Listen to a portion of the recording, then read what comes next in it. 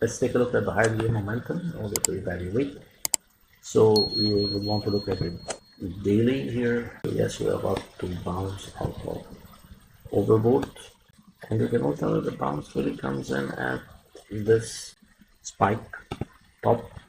So if we only had a 1 and a 2, internal 1, internal 2, internal 3, internal 4, internal 5, this is your correction. Bounce at the top of an internal 1. This completes. You need to have 4-hour momentum positive.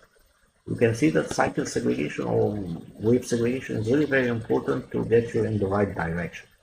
Using momentum, you must be very well segregated, or you must have all the cycles very well segregated into valid Elliott structures and not just hypothetical Elliott structures or structures that are just depending on pattern, because they would really tell us if the market is reversing and where are the turn points. It could be that this direction below labeling the 4B and a 4C is going to take over there.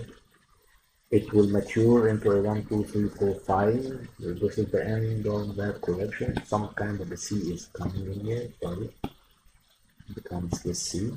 And you're seeing the foot heads and shoulders and the reversal. We're just waiting for that momentum, but I think we go with the flow. We always say we go with the flow, because even on a small reversal on the 1 hour chart at the right level, we will take it if this continues. And there is not going to be any 4C here. It is actually now going to be a 1, 2, and it's in the 4 and the 5. We get a correction back to bind to that shoulder. Probably we're going to be taking double moving averages and climbing back inside of that